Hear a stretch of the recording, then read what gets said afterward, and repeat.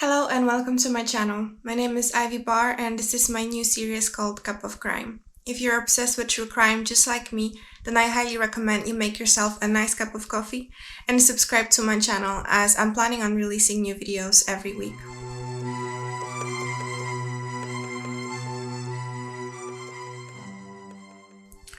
So, being the true crime fan that I am, I recently watched, a couple of videos about Megan Huntsman, and if you haven't heard about her yet, it's a woman who murdered several of her newborn babies.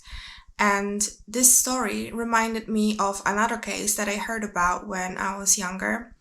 And in that case, the victims were also children. It's not a very well known case, especially not internationally, so there is a good chance that you haven't heard about it yet. So let's get into it. At the beginning, let me just say that this video contains mentions of abuse, including abuse of children, so if that's not something that you would like to hear about today, feel free to click out of this video. I'm sure we can meet in my next one or in one of my other videos, so just please take care of yourself first and I'll see you in some other video. This story takes place in Łódź, or otherwise known as Lodz, which is the third biggest city in Poland, a country in Central Europe. It's a beautiful city with rich history and cultural heritage, and it attracts tourists and students from all over the world, especially with its renowned museums and also the National Film School, which has been educating some of the best actors and directors, including Roman Polanski. However, it's also a city full of contrasts, and you can see how wealth and splendor collides there with poverty. An example of that can be the Radwanska Street, which is in the direct neighborhood of the mathematical department of Lodz University of Technology. Currently, the street might look a lot different, but in 2003, it was mostly inhabited by the less fortunate who were living in social housing. One of the families that lived on Radwanska Street was Jadwiga and Krzysztof. They lived under the numbers 45 and 47, where all neighbors basically knew everything about each other. There were two numbers, but it was just one C-shaped building which had two gates leading to a shared courtyard. Jadwiga and Krzysztof were quite a mystery to all their neighbors because they didn't really make friends with anyone. They barely ever talked or said hello to anybody. So not much was known about them. All the neighbors knew was basically what they could see from their balcony window, which could be seen from the shared courtyard. Jadwiga and Krzysztof met in 1990 in the Lodz Square Market. Not much is known about their childhood. What I do know is that Krzysztof came from a pathological family from Warsaw, and he moved to Łódź and then he set up a cassette stand. Jadwiga was a year older than him. She was, I think, the sixth of 7 children, and she was working in a weaving mill.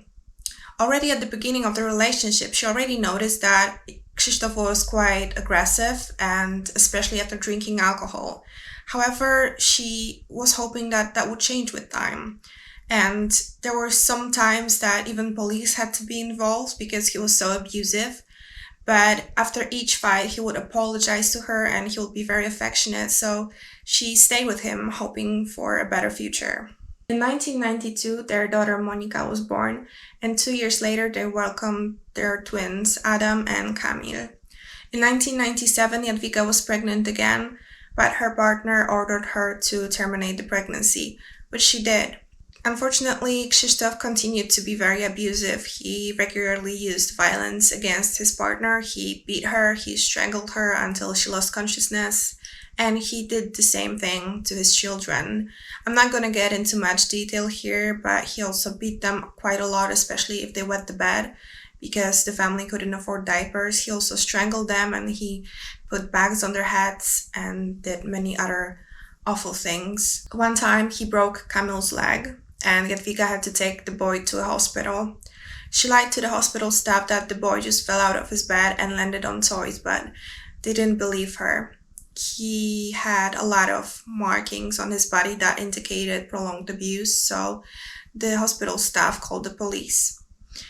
Krzysztof was then sentenced to 2 years in prison, but that sentence was deferred for 5 years, which means that he was gonna be closely watched for those 5 years, and if he committed any other offense, he would then go to prison for those 2 years. At that time, all the children were also placed in an orphanage. After a few months, a probation officer thought that there were hopes for improvement in the men's behavior, so the children were returned to the family home. After that, the couple got married. They renovated their one-room apartment. They also separated a corner for the children with the unit furniture, and everything seemed to be going well. The probation officer was happy, and Krzysztof even got a job at a construction site. That job was illegal, and the probation officer knew about it, but he didn't mind because he thought that it was better than having no job at all. And like I said, everything was going well until September 1999. That's when a probation officer came over for a family home visit, and he noticed that one of the boys had a bruised cheek. He asked what happened to him, and the parents then said that he hit himself with a doorknob. After that, the probation officer never saw any of the boys again. Every time he came over for another home visit, the boys were always out. The parents always had an explanation. They said that the boys were at their grandma's house in Warsaw, or they were on a walk, or they were at a speech therapist, or that one of the boys had a problem with his kidneys, so they went to a doctor's. And the probation officer never asked for any written confirmations that the boys were under a medical care because he didn't want to destroy the trust that the family had in him. And when it came to the neighbors, they also noticed that the boys weren't around anymore. When they asked the family about it, Jadwiga or Krzysztof, they always said that the boys were just taken away from them and placed in an orphanage. One time, one of the neighbors even noticed that Jadwiga was pregnant again. And when she was asked about it, she said that she gave birth to that baby and that that baby was taken away from them as well. In the winter of 1999, the fact that the family still lived in the apartment was only evidenced by the light that could be seen in the balcony window late at night. The parents were coming home very late, and the neighbors only sometimes saw little Monica sitting on the balcony. One of the neighbors remembers when one time she came to the balcony and she was screaming and wanting to jump because she was home alone and she was scared. The neighbor then told the little girl to go back to her apartment, which she did, and he didn't do anything after that. He didn't call the police or he didn't go in to check on her. There was another time when the girl actually broke the window pane. She was leaning through the hall and there was glass hanging above her, and the neighbors started screaming for her to go back into the apartment because she was going to get hurt. And Monica was yelling and asking for them to call the police because she was home alone back then, allegedly for 3 days already. And that's when the neighbors actually did call the police. The police came. They looked around, they asked the little girl to go back to her apartment, and they also asked the neighbors to keep an eye on her. However, they decided not to come into the apartment themselves. They just left. So the family had 2 probation officers, and they were trying to come for next visits, like home visits, to see how the family was doing. However, the family stopped answering the doors. Every time the probation officers came over to see them, no one was home. So they were leaving notes under the doorstep with announcements of next visits. But the same thing happened. That didn't help. Because of that, one of the probation officers requested for Krzysztof to have his sentence reinstated so that he would serve the 2 years he was sentenced to for child abuse. And the second probation officer requested for the children to be taken away from the family again. However, the family didn't appear in court, so the judge decided that the children cannot be taken away from their parents without the parents knowing, so the case was just dismissed. Because Krzysztof didn't appear in prison as well to serve his sentence, he was placed on a wanted list in 2001. So since he was now wanted, police started coming over to their apartment every few months. But basically the same thing happened that did with the probation officers. The police just knocked on the doors, no one answered, so they just left. Then it came Saturday, April 23rd, 2003. The police came over to the family house again, and they heard clear noises indicating that someone was inside. However, no one wanted to open the door. The police then called firefighters, and the firefighters came. They climbed on the balcony window. They entered the apartment through the balcony, and they opened the doors from the inside for the police to come in. The only person that was present inside was Jadwiga. She was 30 years old at that time. And the police thought that Krzysztof was probably somewhere inside as well, but hiding, so they started to search the apartment. They opened the closet door in the room, and they found 3 blue plastic barrels there. Those barrels looked exactly like the ones used for making sauerkraut. However, these ones, they looked peculiar because they were actually sealed with silicone, and that's not something that someone does when they just make sauerkraut. So they decided to open those barrels, which they did, and inside they found some old clothes, and beneath the clothes they found the bodies of 4 children, the 2 twins and 2 newborn babies, 1 girl and 1 boy. Initially, the barrels were placed on the balcony, but then the couple placed them in their basement. However, they heard about some thefts in the area, so they didn't want the crime to come to light, obviously. They were scared that someone would steal the barrels from the basement, so they moved them back upstairs to their apartment. Jadwiga, once the police talked to her, she admitted that those were her children, and she was immediately arrested. At that time, she was 6 months pregnant. When the police came over, Krzysztof wasn't home. He was out in the city with his daughter Monika. And before the police actually entered the door, Jadwiga managed to warn him that they were coming over. So he ran away and took Monika with him. However, they were soon found in a nearby park, I believe 2 days later. Krzysztof said that Kamil died in 1999 because of a kidney problem.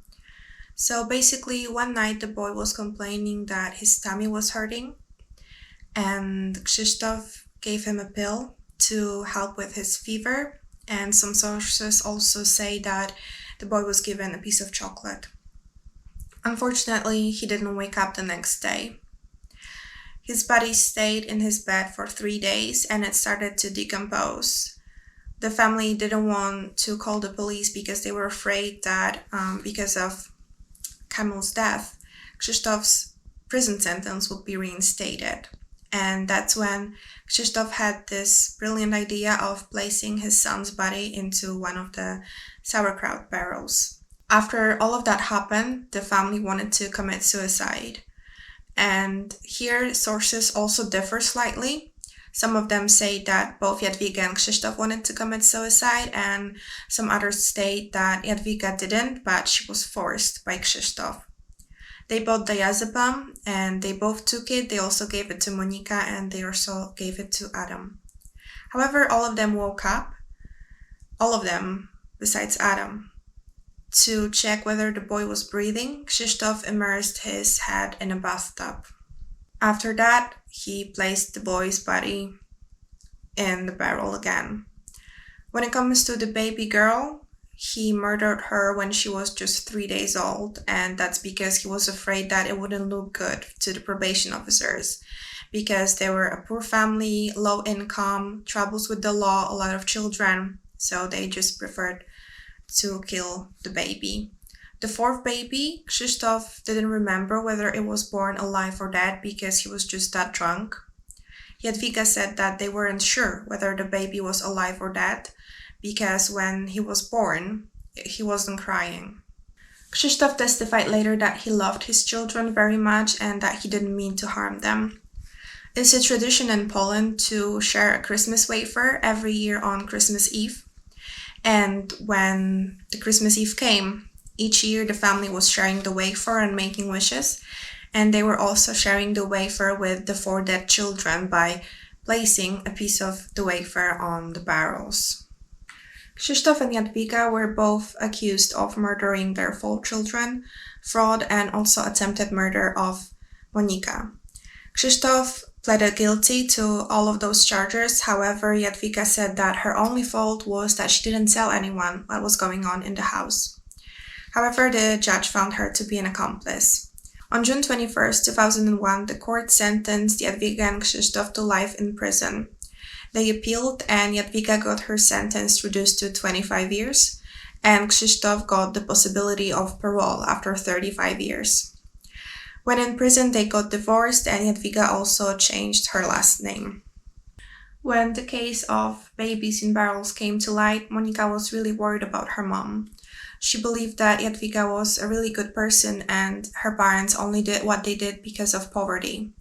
This whole time that she lived with them, she was aware that her siblings were dead and that their bodies were in those barrels. She only gave her testimony once during the investigation, and she did that in a special room with only the judge and a psychologist present, and later her testimony was played during the trials. The youngest daughter, Sandra, was born in 2003 in a correctional facility in Grudziądz.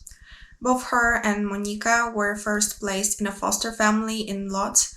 However, later they were both adopted by an Italian family that lived near Milan. Both Jadwiga and Krzysztof were deprived of their parental rights. Shortly after leaving the country, Monika wrote a letter to the foster family that she was staying with initially, in which she said that she was happy. However, she said that she was going to be waiting for Jadwiga to be released from prison and that she was hoping that her mom would move in with her. Nonetheless, she was still afraid of her father, and she said that he once wrote her a letter in which he was asking her whether she was happy, and he was also assuring her of his love. Today, someone else lives in the apartment on Radwanska Street in Lodz. That is everything that I've got for you today.